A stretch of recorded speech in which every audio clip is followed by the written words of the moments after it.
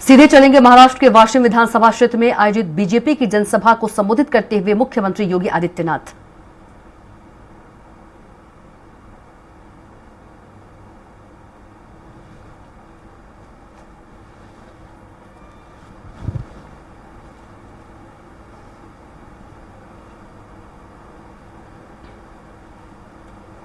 और surgical strike इतनी जोरदार तरीके से होगी कि उनका आका पाकिस्तान भी कांप उठेगा। और यही हुआ है। आपने 3 दिन पहले का समाचार पढ़ा होगा, जब आपने देखा होगा कि चीन की सेना पीछे हट रही है और भारत की सेना बॉर्डर पर गश्त कर रही है। यह है नया भारत। नया भारत यही है जो कार्य 500 वर्षों में नहीं हो पाया, वह काम मोदी जी के नेतृत्व में अयोध्या में रामलला के भव्य मंदिर के निर्माण को लेकर के आज हो पाया है। आतंकवाद का जो दंश कांग्रेस ने इस देश को दिया था, कश्मीर में धारा 370 के रूप में मोदी जी आए, अमित शाह जी गृह मंत्री बने और कश्मीर में धारा 370 समय हमेशा के लिए दफन हो गई, समाप्त हो गई। अब कश्मीर में भी चुनाव हो रहे हैं। मैं कश्मीर के चुनाव में गया था। चुनाव के दौरान जब मैं जम्मू एयरपोर्ट पे उतरा, मौसम थोड़ा वहां खराब था। मैं एयरपोर्ट के अंदर गया, एक मौलवी मुझे मिले, वो मुझे बोले राम राम। मैं समझा नहीं, मैंने कहा पता नहीं किसको कह रहे हैं। फिर उसने कहा योगी जी राम राम। मैं उसकी तरफ देखा, मैंने कहा भाई ये तो मौलवी है और मुझे राम राम क्यों कह रहा है। तो वहां पे एक जवान था, मैंने कहा भाई ये मौलवी क्या मुझे कह रहा है। कहा हाँ।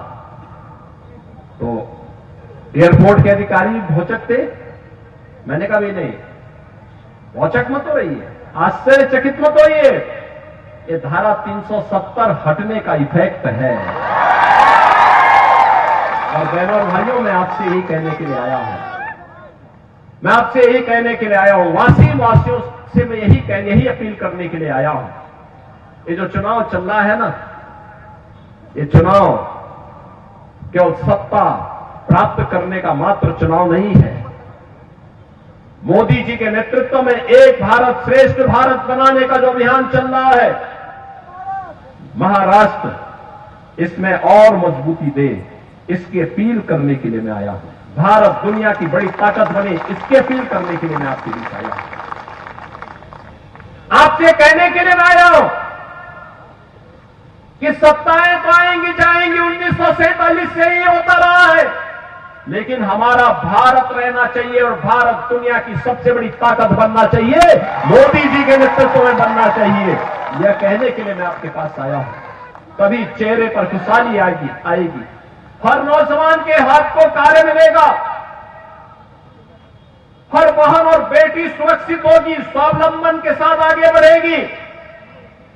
अन्यथा ये लोग तो भारत और भारतीयता को, ये जो महा अनाड़ी गठबंधन है, यह तो भारत और भारतीयता के स्वाभिमान और सम्मान के साथ खेलने वाला है। याद करिए, यही कांग्रेस, यही एनसीपी, यही लोग थे जो कहते थे राम हुए ही नहीं, कृष्ण हुए ही नहीं। ये वही तो लोग हैं। आज चुनाव के समय भले ही आपके सामने कुछ भी कह रहे हो, लेकिन इन पे विश्वास करने की आवश्यकता नहीं। याद करिए, अयोध्या में भगवान रामलला का भव्य मंदिर 500 वर्षों के बाद इस बार पहली बार रामलला ने अपनी भव्य दीपोत्सव और दीपावली का आयोजन के साथ इसका आनंद लिया है। पूरी अयोध्या ही नहीं, भारतवर्ष दीपावली के रंग में एक एक दीप से जगमगाता हुआ दिखाई दे रहा था।